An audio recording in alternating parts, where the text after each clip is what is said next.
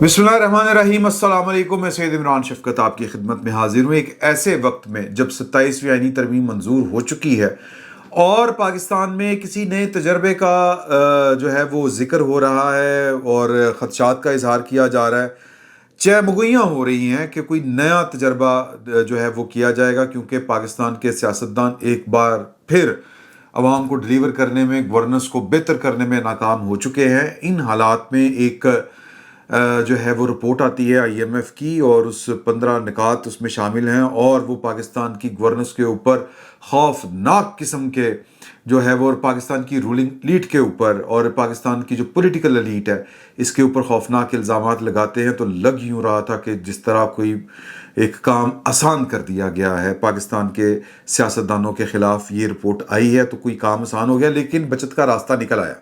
IMF ने बड़े संगीन इल्ज़ामात उठाए हैं अपनी रिपोर्ट में, वो हम शेयर करेंगे। इसके अलावा जो है वो JF-17 थंडर ब्लॉक 3 ये जो तैयारा है, ये इस जो हालिया जंग का एक, आप समझें पाकिस्तान और भारत की जंग, ये इसका शहज़ादा तैयारा है। इसकी जनाब बड़ी मांग में इजाफा हुआ है और ये पाकिस्तान ख़ुद तैयार करता है चीन की मदद के साथ, ज़ाहिर है। तो ये एक ख़रीदार पाकिस्तान को मिल गया है, ये खबर है। और फिर इंडियन एयरफोर्स के लोग इस तैयारे के साथ खड़े हो के जफ्फियाँ डाल डाल के तस्वीरें उतरवाते रहे और पाकिस्तान के पवेलियन का उन्होंने विज़िट किया। यानी कि इसका जो शहर है, या यूँ कहें कि ये बड़ी अट्रैक्टिव सी चीज़ उनको लगी JF-17 थंडर। तो उसके साथ वो तस्वीर बनाते रहे, वो भी आपके साथ शेयर करते हैं पूरी खबर। और जो 4 जजेस हैं उन्होंने 27वीं आईनी तरमीम को चैलेंज करने का फ़ैसला किया और नतीजा क्या निकला इसके ऊपर हम बात करेंगे। और ये अभी तक की 3 अहम बड़ी ख़बरें हैं। तो जनाब पहली जो ख़बर है वो IMF की रिपोर्ट। IMF की जो रिपोर्ट है, मैंने जिस तरह आपसे पहले कहा कि ये रिपोर्ट, इसकी सुर्खियाँ ये पढ़ के अचानक दिल के अंदर एक टीस सी उठी और मैं क्या लैग कम पै गया। लेकिन वो कम तो नहीं पड़ा, क्योंकि बचत का रास्ता निकल आया। क्योंकि इस हमाम में कोई सतरपोश बाकी नहीं बचा पाकिस्तान की गवर्नेंस के मामले में। ऐसा मामला जहाँ पर पैसा आ रहा हो, जहाँ पर वसाइल का मामला हो, ख़जाने का मामला हो, रोकड़ा प्रॉब्लम हो, वहाँ पर कोई भी पीछे नहीं रहता, कोई भी कम नहीं करता।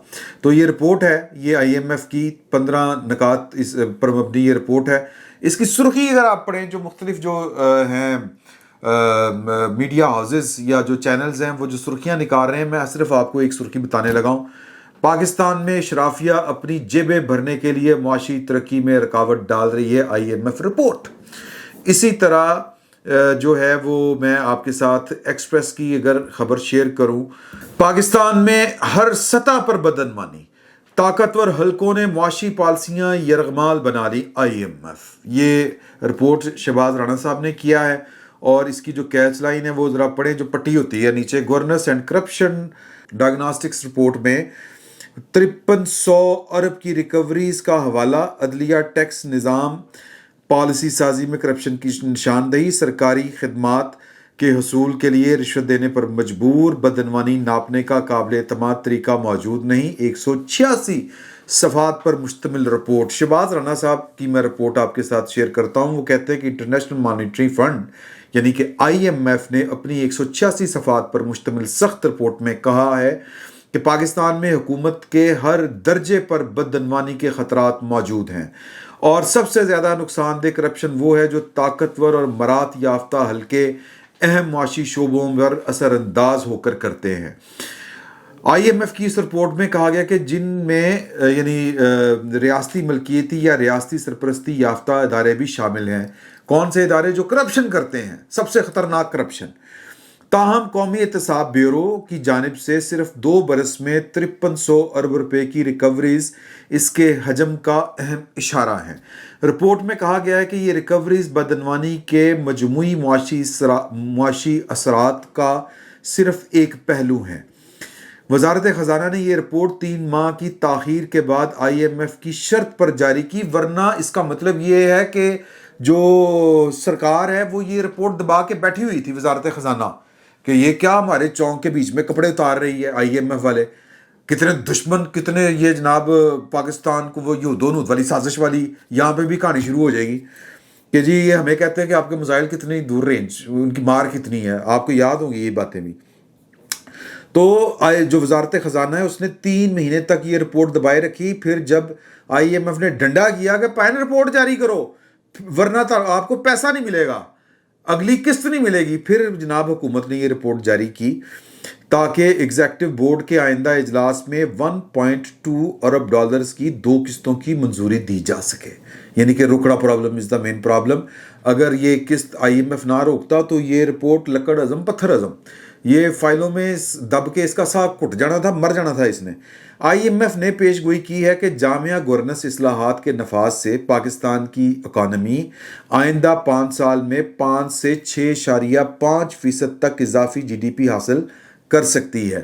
عمران خان پروجیکٹ نازل ہونے سے پہلے پاکستان کی جو جی ڈی پی تھی، گروتھ جو ریٹ تھا وہ 6.3 تھا، یہی سی نا، یہ 6.2 تھا، 6.2 تھا.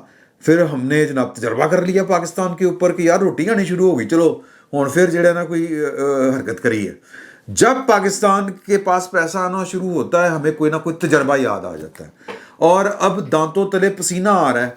اور اگلے 5 سال بعد اور آئی ایم ایف کی کڑی شرائط کے اوپر عمل کر کے، اور یہ جو ہے نا رپورٹی دبا کے، کرپشن چھپا کے، یہ جو کام ہم کرنا چاہ رہے تھے، 5 سال بعد 6.5 کے اوپر جانے کی صرف توقع ہے جی ڈی پی کی. رپورٹ میں بانی پاکستان محمد علی جناح کے 1947 کے خطاب کا حوالہ دیتے ہوئے کہا گیا کہ آج 70 برس بعد بھی بدعنوانی ملک کی معاشی و سماجی ترقی کی سب سے بڑی رکاوٹ بنی ہوئی ہے. اور پھر ہم کہتے ہیں کہ جناب یہاں پہ کم نہیں ہوں، جناب کوئی کام نہیں کرنا چاہتا، کوئی کام نہیں کرنا چاہتا. میں انفرادی طور پہ بات نہیں کر رہا، کوئی کام نہیں کرنا چاہتا.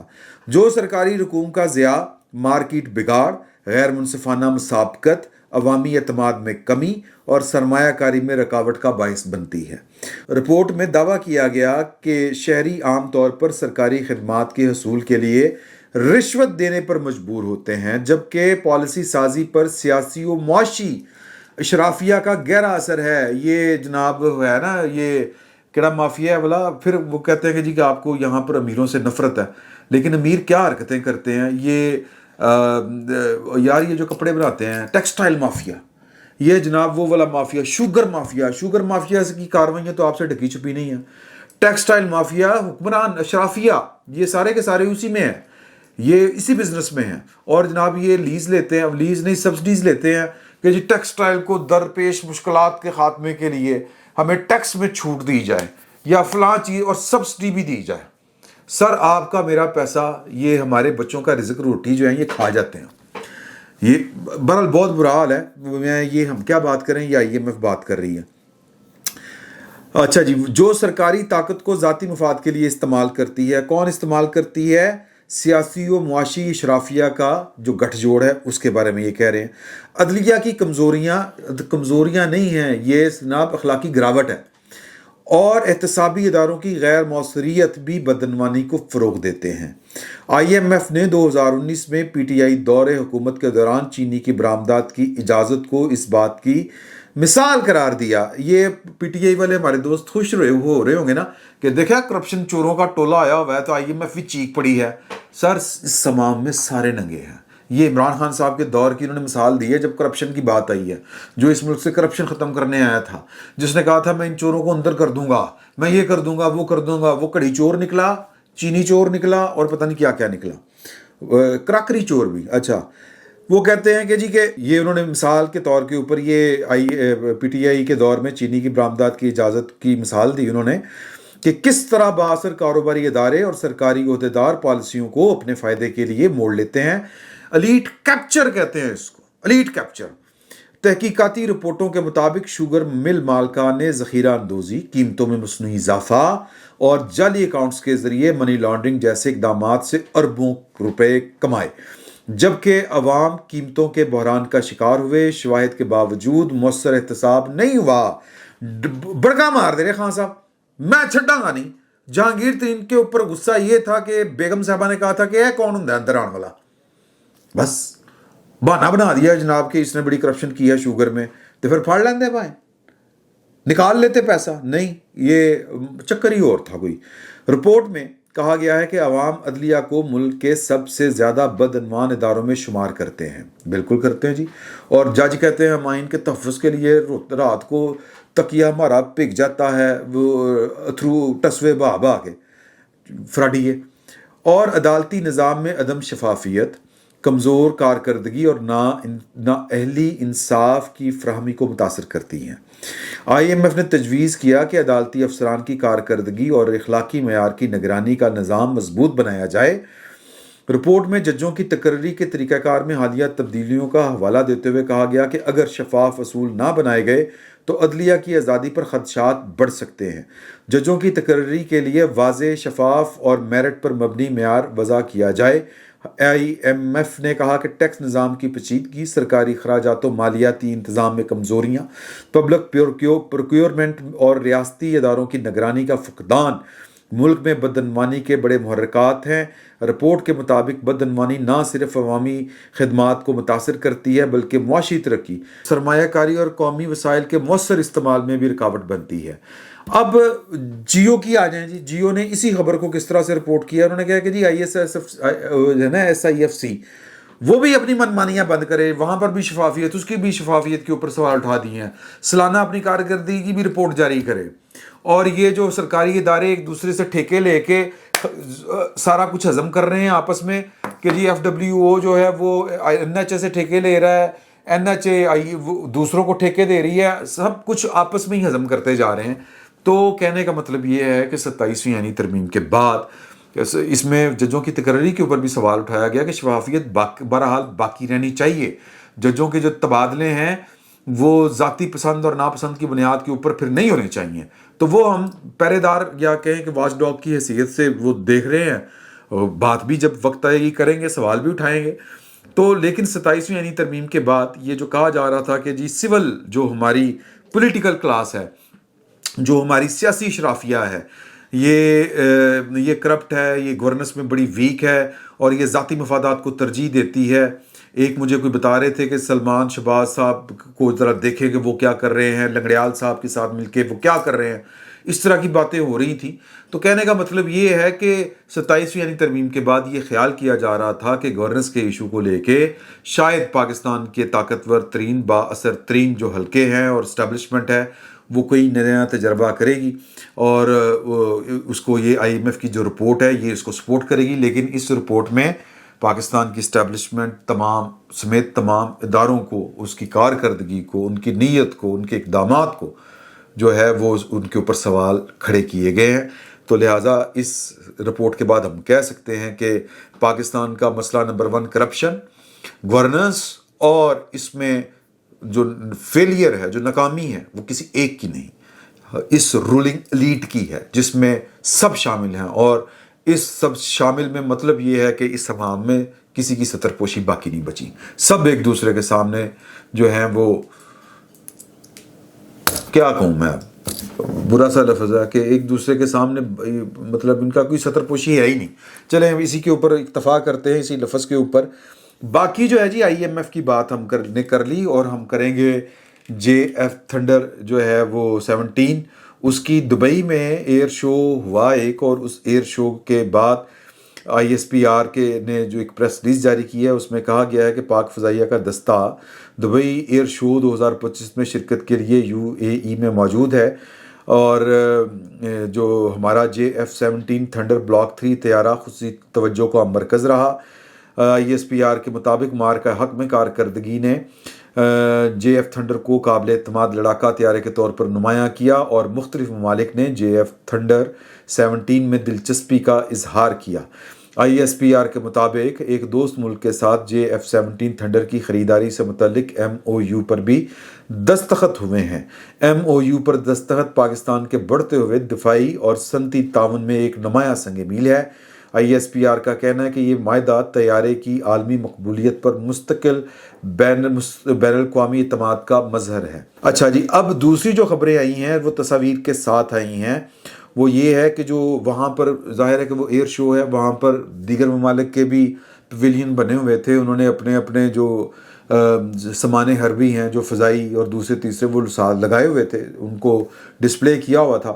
جس طرح پاکستان نے بھی اپنے طیاروں کو اور اپنا جو دیگر جو سامان ہے یا جو ہماری پروڈکشن ہے اس کو ہم نے وہاں پر اس کو نمائش کے لیے پیش کیا تھا. تو باقی ممالک بھی آئے ہوئے تھے. اسی طرح انڈین ایئر فورس بھی وہاں پر موجود تھی اور وہاں پر وہ اس کی پارٹیسپیٹ کر رہی ہے. اب اس پارٹیسپیشن میں ان کی جو خواتین آفیسرز ہیں یہ سامنے مجھے نظر آ رہی ہے, پروڈیوسر صاحب لا دینا, وہ جناب JF-17 تھنڈر کے سامنے کھلو گیا تصویر والے نے انجن ماڈلنگ ہو رہی. تو اس کا مطلب یہ ہے کہ پاکستان کا یہ جو طیارہ ہے, چونکہ اس نے مارکہ حق جو تھا اس میں بڑا بنیادی کردار ادا کیا تھا, اس نے رافیل کو گرایا تھا, اس کے اوپر لگے میزائلوں نے وہ PL-15 انہوں نے ٹھا کر کے ان کے ساتھ طیارے گرائے تھے. تو بڑا ایک اشتیاق, ان کی آنکھوں میں اشتیاق, ان کے جناب باڈی لینگویج بتا رہی تھی کہ یہ جناب بڑے ڈیلے پاڑ کے دیکھ رہے تھے. اچھا اے وے ویری گڈ یار, سونا لگ رہا ہے. تصویریں لگوا رہے ہیں, ایک سردار جی بھی تصویر اتروا رہے ہیں ساتھ میں, اور جناب باقی بھی لوگ اتروا رہے ہیں ان کے جو فوجی ہیں. پھر ان کے فوجیوں نے یا جو ایئر فورس کے ہیں لوگ, انہوں نے پاکستان کے پیویلین کا بھی دورہ کیا, وہ بھی تصاویر ہے.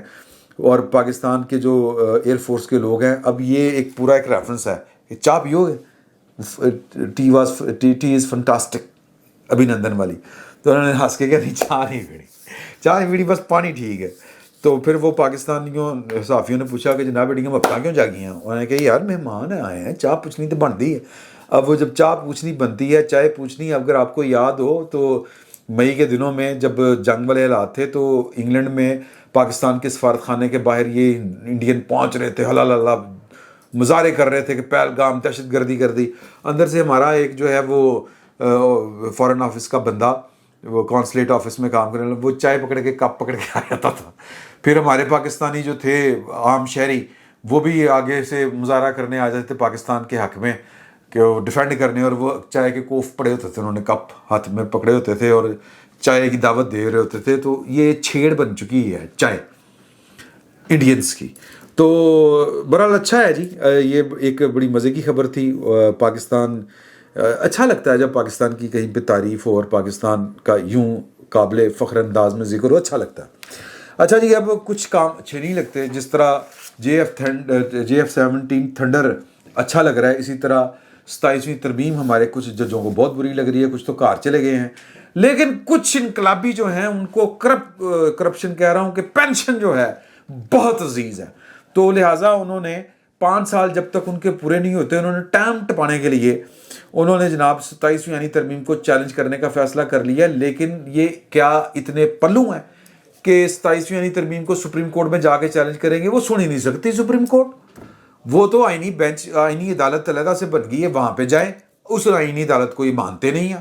اب سپریم کورٹ مطلب میں نہیں جانا, مینوں نہیں پتا, یہ طرز عمل ہے, ٹائم گین کرنے کی کوشش ہے. یہ جج جو ہیں 4, ان میں جناب جج نمبر 1 جسٹس محسن اختر کیانی صاحب, جسٹس بابر ستار صاحب, جسٹس سمن رفت امتیاز صاحبہ اور جسٹس سردار اعجاز اسحاق صاحب, انہوں نے چیلنج کیا ہے 27ویں یعنی ترمیم کو کہ اس کو اسلامی تعلیمات کے منافی قرار دے کے ختم کر دیا جائے, صوبوں کی مشاورت کے بغیر ترمیمی آئینی ڈھانچہ, وہ بلا بلا بلا بلا بلا سب کچھ پلو ہے.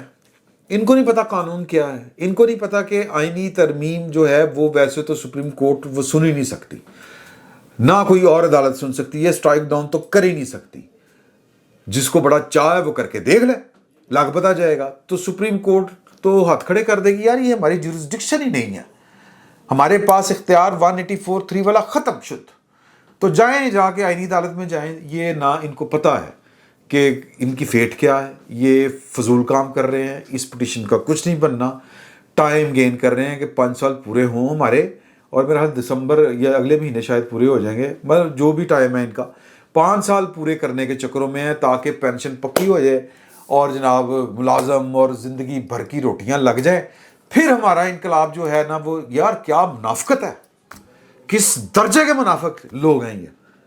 اگر اتنا اصولی آپ کو اختلاف ہے, منہ پہ مارے نوکری, جا کے کریں سیاست, لائیں انقلاب. نہیں ایسے نہیں کریں گے, کیونکہ پینشن بہت عزیز ہے. رکڑا problem is the main problem. یہ اس قوم کا حال اور کردار ہے, یہ انہوں نے انقلاب لے کے آنا ہے. ایس شکلہ نے انقلاب لے آنے والی ہیں, ذرا غور کرو. سب مایا ہے, سب پیسے کا چکر ہے, بس اس سے زیادہ اور کچھ نہیں. اختیار کا, پیسے کا, اس کے علاوہ اور کچھ نہیں.